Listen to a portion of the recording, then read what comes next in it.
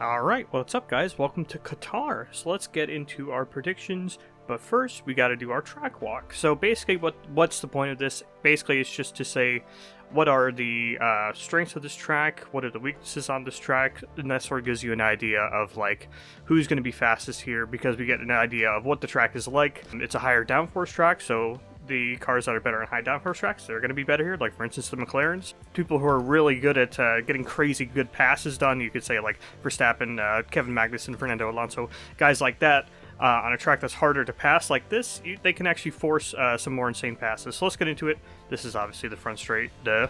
And this is the only DRS zone on the track, and that's a pretty big deal, actually, because this is kind of the only real place you can pass on track. There's other places too, but this is really the only place to pass. This is sort of like a reverse of actually the turn 1 in Las Vegas. This really big swooping turn after a very long straightaway. So this is one place you can pass, and if it fails, then basically for the rest of the lap you're just going to be trying to trail behind people, which can be difficult because it's a pretty fast and sweeping track. Honestly, I get lost occasionally because a lot of the corners look very similar, but anyways, so there's a little bit of an S there, very fun to go through, then flat out here.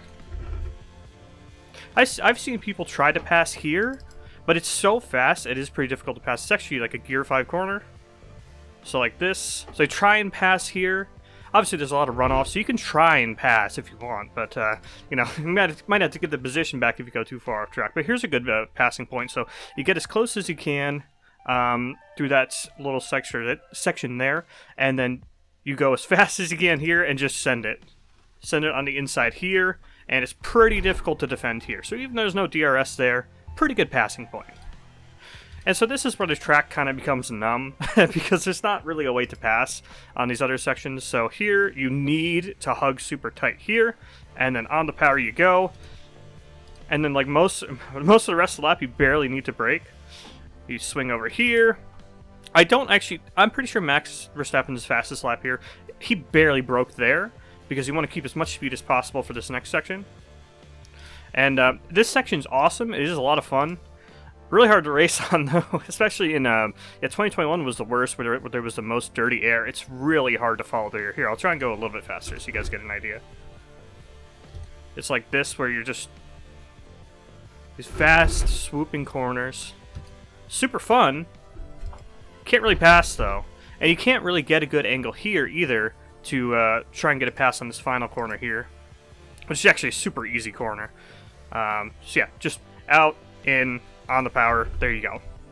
So, Qatar, cool track, a lot of fun to do in a time trial. Not the best racetrack though, not a lot of passing opportunities. So, what's good here, obviously, as you saw, straight line speed doesn't matter that much. High downforce is really what matters. Tire deg is absolutely insane at this track because there's so much fast, high-speed corners. So yeah, it's really, really hard on your tires. Pretty easy to overheat the car, pretty easy to overwork the car, overwork your tires. You really got to work your tires properly. And yeah, you got to qualify really well as well. You can't have any qualifying mishaps because it's super hard to pass on this track. So unless you get your strategy exactly right, if you qualify poorly, it's not boding well for the race. Alright, so to the predictions. So I think hopefully the Ferrari drivers won't squabble this time around. Fingers crossed. Either that or they completely implode and they're going to lose the constructors. Hopefully though, it's the former because, yeah, like what's the point? They're trying to get this Constructors' Championship. Charles Leclerc is trying to get P2, and the drivers, I mean, now is not the time.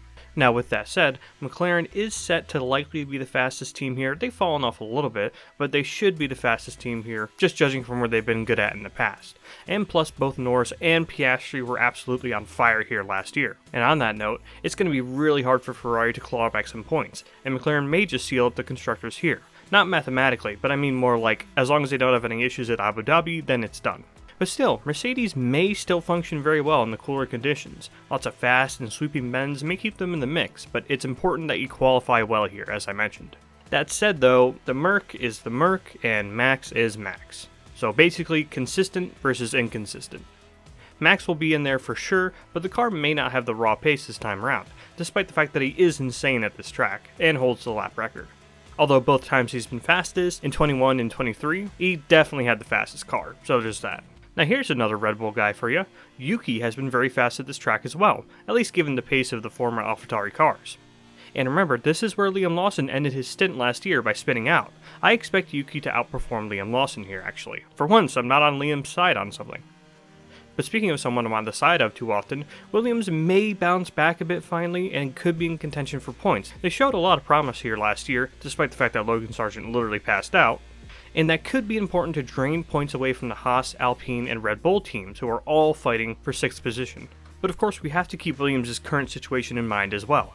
They are low on funds, and they're literally low on parts. They've had to literally ask other teams for parts at this point after all the crashes. And the Williams crashes we can talk about some other time. Colapinto is a big question mark at this track given that he's sort of fallen off in recent races, and of course he's just plain new. But in terms of Alex Albon, he was really fast here, so as long as Williams can actually put the car together and not resort to using some duct tape, they might be quick, who knows. But with the theoreticals out of the way, RB will probably be the fastest among the midfield battles here, but Haas may still give a surprise performance since both drivers are good around here, especially Kevin Magnussen. This is one of his better tracks, so Mr. Consistent Hulkenberg with a fast K-Mag, Haas could be in good standings here. And since it's really hard to pass here, the Haas's good qualifying pace could see them lock out this midfield battle. Now I gotta say though, I do think Aston Martin will continue to suffer. I don't really see a way out for them right now. Least we forget Lance Stroll's hex on this place, after essentially getting in a bar fight after his Q1 exit, last time in 2023.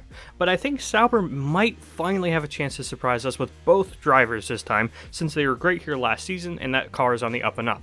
I'm really looking forward to see if Sauber can do something, finally. So what about my top 5? I'm going to sound like a McLaren fanboy. I'm going to say P1 will be Lando Norris. He's the lead McLaren, and McLaren should be fastest here. Logic dictates Lando Norris. But P2, I'm going to put Oscar Piastri. Yes, that's right. The guy who's had a pretty poor streak in the last couple of races. Well, okay, last few races.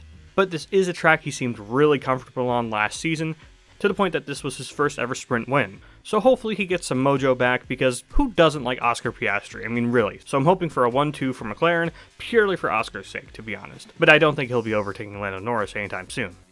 P3, Charles Leclerc. Maybe. The Ferrari's still really fast, so nah. But the thing is, I think the Ferrari drivers here are interchangeable. It really depends on where their mindset is, to be honest. If Sainz is really fired up, he might be the faster Ferrari. Or if Charles Leclerc thinks he still has something to prove, he'll be the faster Ferrari. We'll just have to see where their mindsets are at the start of the weekend. And then in P4, I'm going to do a YOLO and just say George Russell. God, I haven't said YOLO in like 15 years. But still, I think George Russell at this point has cemented himself as the lead Mercedes, despite the fact that Hamilton is still Hamilton. So I think George will quali well and keep a decent position and get himself up to 4th or 5th. And then P5, as I just mentioned, it's kind of interchangeable. I'll say Max Verstappen here. He could be 4th, he could be 5th, but I think he'll definitely still be in the top 5 because for God's sake, this guy is immune to not being in the top 5. But alright, that's about it for my predictions for the 2024 Qatar Grand Prix. What do you guys think? Who's going to be fastest? Who do you think is going to win that insane midfield battle? And Aston Martin and Sauber. Can they do anything? That's all. Thanks for watching.